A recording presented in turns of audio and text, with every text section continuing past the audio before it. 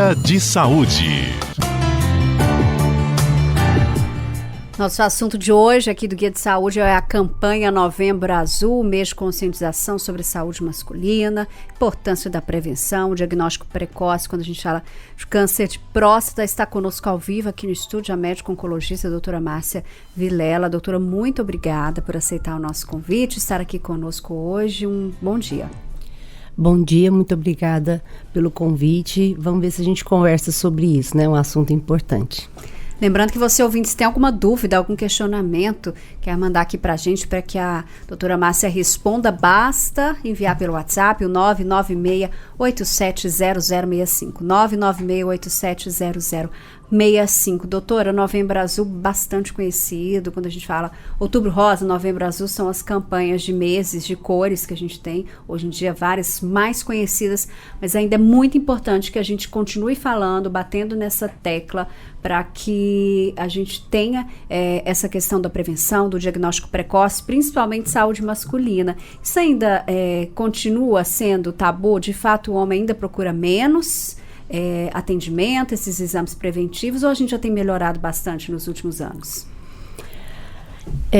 A pergunta interessante tem melhorado nos últimos anos. A gente fala assim, a aderência dos homens a campanhas de prevenção e rastreamento precoce. Porém, a gente sabe que na população masculina o número ainda é bem inferior à população feminina no comparativo. Isso parece ser um efeito mundial, onde os homens tendem a aderir menos, a procurar menos esse tipo de serviço e de rastreamento. Tem até pesquisas interessantes que mostram que homens casados fazem mais isso do que homens solteiros, talvez a influência da mulher ali para incentivá-los a realmente a procurar tratamento médico. E aí é uma coisa geral, né? Não é uma coisa relacionada à próstata especificamente. Quando a gente vai vendo por todos os tumores, né, que eu sou oncologista, então eu falo muito sobre isso, a tendência das mulheres é procurar mais e mais precocemente o serviço médico do que os homens. É óbvio que isso é uma coisa geral, né, gente? Tem homens super aderentes ao rastreamento como um todo, né? Não só para próstata, como para outros tumores também. A consulta médica de uma forma geral, né? Essa semana, inclusive, eu conversava com um médico, com um urologista, e ele falava exatamente isso, que na maioria das vezes quem leva o homem ao consultório é a mulher que leva e arrasta, e aí é o momento em que ele aproveita para fazer um check-up, assim, geral. Exato. Eu brinco com alguns pacientes, às vezes, assim, olha, você tem que seguir as orientações da sua esposa, vai dar mais certo assim. Eu até cito algumas estatísticas que são reais, mas assim, os homens casados, eles têm uma longevidade maior, eles têm doenças mais tratáveis do que homens solteiros. Então, aparentemente, a influência feminina no cuidado como um todo, né? Porque a mulher tem essa questão, assim, até ancestral, na verdade, né? Do cuidar. Então, assim, quem sempre cuida, na maioria das vezes a mulher cuida. Ela cuida do neném, ela cuida do idoso, ela faz esse trabalho, né? Cuida da casa, cuida do marido, cuida da comunidade. Então, assim, tem esse papel feminino importante. Mas, assim, a campanha é sobre o Novembro Azul, né? O Novembro Azul é sobre câncer de próstata. Então, a importância principal, eu acho que todas essas cores, esses lacinhos, esses meses aí hoje a gente tem, para ser sincera, a mesma cor já tem mais de um significado, né? Então, assim, o mais importante é disseminar informações. Então, a disseminação de informação, eu acho que é o ponto principal das campanhas. Eu acho que aí, nesse ponto, está a maior prevenção de todas, a informação, disseminar essa informação. E o Novembro Azul é muito importante que a gente dissemine essa informação para a população masculina, né? Então, o câncer de próstata, ele é responsável por cerca de 30% de todos os cânceres incidentes na população masculina, mundialmente falando. No Brasil também a mesma coisa. Então, a gente está falando de em torno de 1/3 de todos os cânceres que incidem em homens seria o câncer de próstata. Então, no Brasil, isso significa mais ou menos 72 mil casos novos todo ano. No estado de Goiás, 2.500 novos casos todo ano. Então, isso é de suma importância, porque quando você fala de uma doença tão incidente, você precisa curar essas pessoas. E a gente sabe que a cura está diretamente relacionada com o diagnóstico precoce. Então, a gente tem ali 2 tipos de prevenção que a gente fala, né? A prevenção primária e a prevenção secundária. A prevenção primária seria aquela para todo tumor, né, gente? Aí não é só próstata, é para qualquer um. Então, é estilo de vida, é praticar atividade física, é se alimentar bem, é evitar a obesidade. A gente sabe que a obesidade, ela é responsável pelo aumento da incidência de todos os tipos de câncer em homens, mulheres, e aí é geral a população. Então, a prevenção primária seria isso. Você não fumar, você não beber ou beber em quantidade pequena. Então, esses hábitos de vida mais saudáveis, que a gente até já sabe, mas às vezes tem dificuldade de executar pelo mundo moderno, toda a coisa que a gente está submetida, né? Todos nós, na verdade. Então, a prevenção primária é isso, é estilo de vida. Então, não fume, beba pouco, coma bem, faça atividade física, mantenha seu peso. Isso é prevenção primária. E prevenção secundária, que é uma coisa que é importante a gente disseminar essa informação, porque essa outra informação já é até do senso comum, né? A prevenção secundária seria o diagnóstico precoce. E aí a gente entra no Novembro Azul, né? E quais são os principais exames que devem ser feitos pelos homens para esse rastreamento, para essa prevenção? E de quanto em quanto tempo? Então, para câncer de próstata, diferente do que acontece para câncer de mama, né? Então, são doenças diferentes, então é importante a gente dizer isso. Se você for olhar o Instituto Nacional do Câncer, o INCA, nós não temos diretivas que sejam aceitas mundialmente e que todo mundo concorda com aquilo 100%. Mas a gente sabe que, como o diagnóstico precoce é importante, então tem algumas questões que a gente procura orientar. A idade, por exemplo. Quando começar a fazer os exames? Então, aliás, antes, né? Que exames são esses? PSA, que é um exame de sangue. Esse PSA é uma sigla que vem do inglês, mas nada mais é do que dosar no sangue uma substância produzida pela próstata, e essa substância, se essa substância, o PSA, estiver acima do normal, então esse paciente tem que ser triado para uma suspeita de uma lesão na próstata. Por quê? Porque essa próstata está produzindo além do normal essa substância. Então, o PSA é um exame muito bom, um exame excelente, um rastreador fantástico. Ele é 100%? Não, obviamente a gente não tem 100% em medicina em quase nada, né? Para não dizer nada. Então, o PSA é um exame e o outro exame é o toque, né? O toque retal, o toque da próstata, esse exame também é considerado como rastreamento. Então, PSA e toque. Mas quem, né? Quem deve fazer isso? Então, particularmente homens acima de 50 anos. E com que periodicidade a gente indica isso? Esse também é uma outra controvérsia em próstata, mas você tem que a cada 2 anos seria suficiente, caso esse PSA esteja em níveis baixos. Sobre os exames que devem ser feitos e qual a rotina desses exames, que só ressaltar que foi a pergunta também que a Shirley de Jardim Vila Boa enviou para a gente, que era perguntando se o exame de próstata é feito a partir de qual idade. Vamos só ressaltar aqui, para quem inclusive começou a acompanhar a gente agora, doutora, idade e a partir de quanto em quanto tempo esse exame.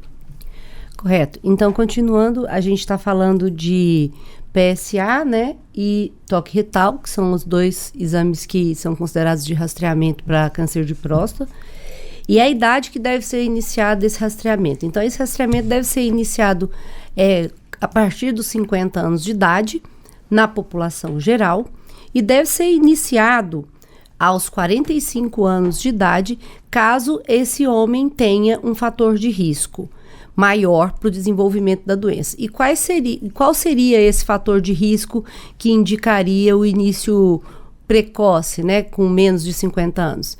O principal fator de risco é se o homem tem antecedente familiar de câncer de próstata. E aí nós estamos falando de pai ou irmãos com câncer de próstata.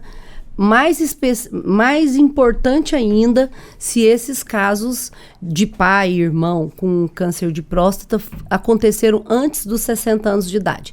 Então, quanto mais cedo esse câncer de próstata apareceu nesses parentes, né, do homem, antes ele deve, então, procurar o rastreamento para detecção precoce. O risco aumenta, no caso de pai e irmão. Se você tem um parente, por exemplo, o pai, com câncer de próstata antes dos 60 anos, esse risco aumenta em 25%. Se você tem um pai e um irmão, um pai e um primo, por exemplo, com câncer de próstata, com menos de 60 anos, ou seja, 2 parentes com menos de 60 anos, com diagnóstico de câncer de próstata, então esse risco aumenta até para 50%. Então, a gente sabe que o câncer de próstata, a maior parte dos casos não é considerado hereditário, mas mais ou menos 10% dos casos de câncer de próstata podem ter relação com hereditariedade e familiaridade. Doutora, a gente falando de exame, a senhora falou do PSA e do toque. A gente sabe que tem ainda muito preconceito em relação ao toque. É uma coisa que, acho que até com as campanhas que acontecem principalmente em novembro, vem desmistificando, né? Mas ainda existe esse preconceito. O PSA o toque pode ser substituído pelo PSA ou o toque precisa ser feito de qualquer jeito? Na realidade, depende, né? Em muitos casos, o PSA pode sim substituir o toque. Ou, na verdade, não substituir, mas ser com o único exame a ser utilizado.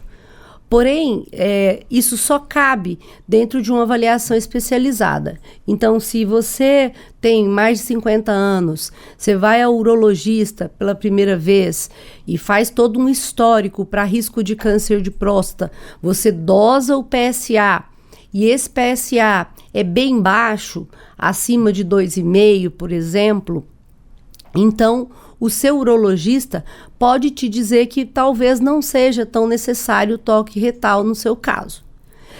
Porém, por outro lado, se você vai ao seu urologista, você tem mais de 50 anos, você tem, por exemplo, um histórico familiar para câncer de próstata, e você tem, por exemplo, um PSA acima de 3 ou acima de 4 principalmente, aí realmente não tem como substituir o toque retal. E aí você precisa dos 2 exames, você precisa do PSA e você precisa do toque retal. Um sem o outro diminui a acurácia do rastreamento para doença precoce. E doutora, quais são os sinais, sintomas? Muitas vezes o homem acaba não fazendo esses exames de rotina e o câncer de próstata, imagino que tenha seus estágios, mas quais seriam os principais sintomas nesses estágios? Sim, toda a ideia do rastreamento, ou seja, a detecção precoce, é você atingir uma população assintomática. Então, isso é um fato importante. Então, se você tem 50 anos, você não tem sintomas, mas você faz o seu PSA regularmente, foi ao seu urologista e definiu se você precisa ou não fazer toque retal, então você é o ideal, né? Mas vamos lá para sintomas. Então, se você tem algum sintoma, e eu vou listar aqui os 3 sintomas mais comuns, mas é importante ressaltar que a presença desses sintomas não é igual a ter câncer de próstata, é só um alerta para que você possa procurar um acompanhamento médico especializado. Então, são sintomas urinários, né? O principal sintoma é aumento da frequência urinária. Então, é clássico nos homens, a partir dos 50 anos, com uma certa frequência relativamente alta, eles começam a ir várias vezes ao banheiro, e isso principalmente é notado à noite, né? Porque como durante o dia tá ali fazendo as coisas e tá ativo, acordado, não se percebe esse aumento da frequência. Vai no banheiro, tal. À noite, como você está dormindo, né? O homem está dormindo, ele vai ser despertado para ir ao banheiro, fazer xixi, né? E quando isso acontece muitas e muitas vezes à noite, isso é percebido. É quando o homem nota que a frequência urinária está aumentada, e aí esse é o principal sintoma. Lembrando que a maioria isso é dito assim, a maioria das vezes em que isso acontece é por uma outra doença, que é uma hiperplasia benigna da próstata, que é uma doença bem comum acima dos 60 anos e que não é câncer, viu, gente? Mas é um alerta, né? Esse sintoma é um alerta para você procurar seu urologista. A sangue na urina é um outro sintoma também. Lembrando que outras doenças do trato urinário também podem ter sangue na urina, mas é um alerta. E também a disfunção erétil.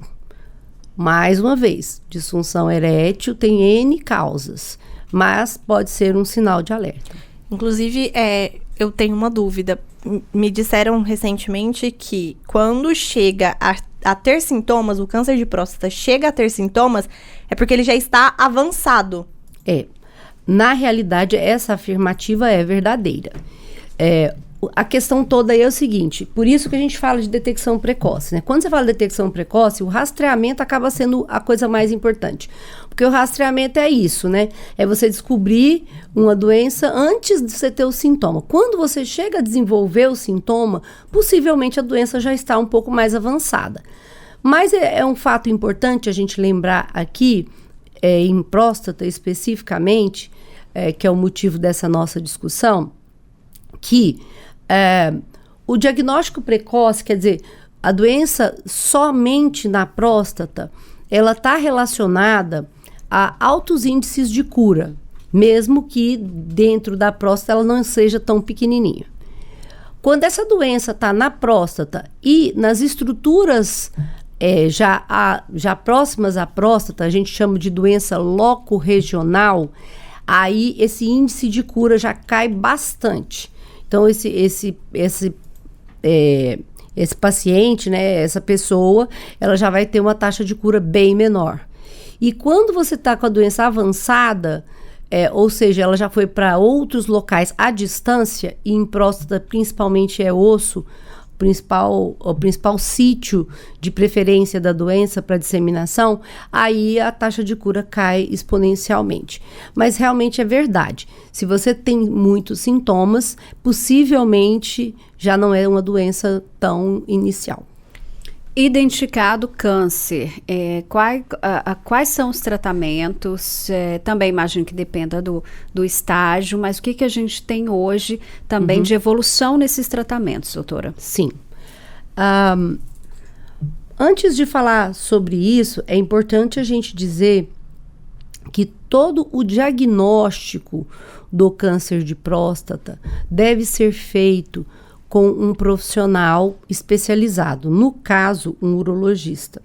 Porque o câncer de próstata, ele aumenta de frequência quanto mais idade o homem vai adquirindo. E é possível que muitos homens, por exemplo, acima de 80 anos, nem precisem de tratamento. Talvez essa doença não precise ser necessariamente abordada. Mas, voltando para a população menor, com menos de 80 anos, vamos lá para os tratamentos. O tratamento principal, o mais difundido, é a cirurgia, né? Então, hoje a gente tem diversas técnicas cirúrgicas convencionais, que a gente chama de cirurgia aberta. É uma cirurgia chamada prostatectomia radical. Esse nome vem do fato de que você vai te retirar toda a próstata e vai fazer uma limpeza dos linfonodos, que são estruturas que ficam ali por perto da próstata e que precisam ser retiradas para aumentar a chance de que a doença não retorne. Esse é o principal tratamento. Porém, hoje, nós temos outros tratamentos que podem, inclusive, chegarem a índices de cura próximos à prostatectomia sem ter que necessariamente ser submetido a uma cirurgia. Obviamente, tem uma série de fatores que precisam ser avaliados, mas você tem ali o bloqueio hormonal, que é a parte, inclusive, que eu, como oncologista clínica, a gente que faz, né, o oncologista clínico é responsável por esse tratamento. O câncer de próstata, ele tem receptores de testosterona, então os hormônios masculinos, especificamente a testosterona, ela acaba agindo como um fator promotor ali daquelas células, ele, entre aspas, bem grandes, viu, gente? Alimenta essas células cancerígenas. Então, o tratamento hormonal seria bloquear os hormônios. Então, você bloqueia os hormônios masculinos por um tempo, e isso faz com que as células do câncer entrem em morte e diminuam, né? Então, você vai matar boa parte do tumor só com essa medida clínica, com esse tratamento, né? E aliado ao bloqueio hormonal, a gente também tem a radioterapia. A radioterapia sempre foi uma opção de tratamento, mesmo antes da gente saber do hormônio, que a hormonioterapia poderia ajudar, já existiam 2 tratamentos, cirurgia versus radioterapia. E a radioterapia, ela pode entrar em 2 momentos, como tratamento exclusivo, por exemplo, o paciente tem um risco cirúrgico muito aumentado, ou não deseja fazer cirurgia por qualquer situação, a radioterapia pode ser uma opção para esse paciente, com técnicas cada vez mais avançadas, mas aí teria que ter um radioterapeuta aqui para falar para a gente sobre isso. São coisas muito importantes, evoluções muito importantes nesse tipo de tratamento.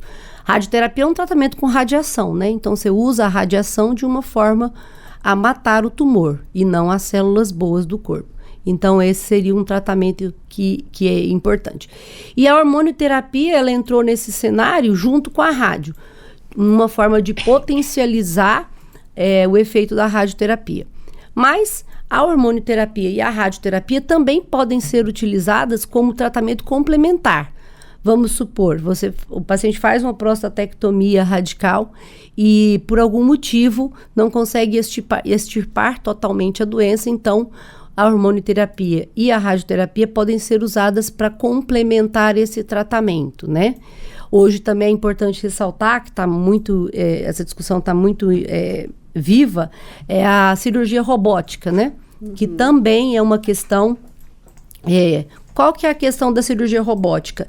A cirurgia robótica é uma prostatectomia radical, assim como a prostatectomia convencional, que a gente chama de cirurgia aberta, porém é feita por um robô. Esse robô é operado por um cirurgião habilitado, então, na verdade, a cirurgia continua sendo capitaneada por um médico especialista, um cirurgião, um urologista que se especializou em cirurgia robótica, e a grande vantagem da cirurgia robótica sobre a cirurgia convencional na realidade, não é retirar a próstata, porque a cirurgia convencional também faz isso. Seria reduzir a agressão cirúrgica e talvez minimizar ou diminuir bastante os índices de complicações pós-operatórias. Bom, antes do intervalo, uma pergunta que a gente recebeu aqui de uma ouvinte, ela fala que o pai dela teve câncer há 10 anos de próstata, fez radioterapia e o PSA de lá para cá sempre baixo, muito baixo, segundo ela, porém a testosterona é muito alta, o que chama atenção. O paciente tem 86 anos e não tem mais vida sexual. O que pode ser isso? Bom, se o paciente fez uma prostatectomia e tem algum nível de PSA, mesmo sendo bastante baixo, como ela ressaltou, provavelmente existem resquícios de tecido prostático que ficou para trás. Mas com 86 anos, se ele não tem uma subida desse PSA, ou seja, ele tem um PSA baixinho e fica ali... Ela disse que não tirou a próstata. Ele fez tratamento Ah, sim. Só radioterapia. Não, então é diferente. Então, se ele não retirou a próstata, ele fez somente radioterapia, é normal que ele tenha índices de PSA, porque ele tem próstata, né? E então ele tem... Mas se ele tem um PSA sempre baixinho e esse PSA não vem aumentando ao longo dos anos, não é necessário nenhuma medida. Esse paciente é considerado um paciente tratado, ele vai ser acompanhado e só isso. Ele não precisa necessariamente diminuir os níveis de testosterona, a não ser que esse PSA comece a ter uma elevação ao longo do tempo. E aí entra numa outra discussão muito grande, até que nível de PSA pode ser aceitável antes de bloquear o paciente, independente dele ter vida sexual ou não. Porque a gente sabe também que o bloqueio hormonal não é só a questão sexual que vai ficar comprometida, mas, por exemplo, num paciente de 86 anos de idade, temos que levar em consideração que o bloqueio hormonal pode piorar o risco para doenças cardiovasculares. E aí, nessa faixa etária, talvez o risco maior para ele seja a doença cardiovascular e nem tanto o câncer de próstata. Então, é bem complexo, a gente tem que avaliar bem certinho todos os aspectos, mas de uma forma geral, pelo que eu entendi do questionamento dela, eu acho que o pai dela não precisa de nada. Eu acho que ele tem que acompanhar com o urologista dele e viver a vida dele da melhor maneira possível. Conosco hoje aqui no Guia de Saúde, a doutora Márcia Vilela, médica oncologista. Conversamos sobre Novembro Azul, mês de conscientização sobre a saúde masculina, câncer de próstata. A gente está chegando ao finalzinho aqui, os últimos minutos. Acho que é bom a gente ressaltar novamente a importância desse homem ter a consulta de rotina, acompanhar, levar essa vida saudável que a gente falou também. O que é o principal que a gente tem que lembrar nesse mês de conscientização, doutora? Acho que a mensagem principal que tem que ficar é o seguinte: se você é homem, você tem mais de 50 anos, ou você tem mais de 45 e um histórico familiar de câncer de próstata, é importante que você procure o seu urologista para você ter um exame de base de PSA, para você conhecer esses níveis de PSA e acompanhar isso daí.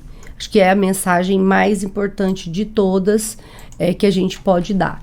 Se você tem um histórico familiar importante, procure mais precocemente uma avaliação. Isso salva muitas vidas. Eu acho que a mensagem principal é essa. Se você tem preocupação com relação ao toque retal, e isso é uma preocupação masculina muito importante, a gente não pode deixar de falar disso, saiba que não necessariamente você precisa se submeter ao toque retal. Então, o mais importante é você ter um bom médico que possa te orientar e discutir com você o risco-benefício de fazer PSA, de quanto em quanto tempo, é todo ano, é de 2 em 2 anos, depende da avaliação de cada um. Mas eu acho que a mensagem principal é essa. Se você tem dúvida, vá no urologista, procure fazer uma conversa com ele, uma orientação. Isso vai ser muito importante, com certeza. E mesmo que seja necessário esse toque, né? Entender que não tem nada demais não ali, que é um exame necessário. Exatamente. Mas é importante, porque assim, o que acontece? Muitos homens não vão porque acham que na primeira vez já vai fazer. Que necessariamente eles vão chegar lá e o urologista vai fazer isso. Uhum. E é importante que eles saibam que, assim, primeiro de tudo, ele vai ser orientado, vai ter uma conversa, vai ser avaliado o histórico pessoal e familiar, para depois partir para quais medidas são cabíveis para cada um, né? Não existe uma fórmula mágica ou uma receita de bolo que você tem que fazer assim. Eu acho que a medicina tem caminhado cada vez mais no sentido de informações, orientação, discussão com o paciente dos riscos e os benefícios de cada coisa. Eu acho que isso é que é o mais importante. Doutora, muito obrigada por estar conosco. A doutora Márcia Vilela, médica oncologista, hoje falando um pouquinho mais sobre esse assunto aqui no Guia de Saúde. Excelente fim de semana para a senhora e até a próxima. Muito obrigada. Foi um prazer estar aqui com vocês. Curtam aí o resto do feriado. Divirtam-se. Se hidratem, alimentem bem, façam exercício físico, parem de fumar, bebam com moderação, que vai dar tudo certo.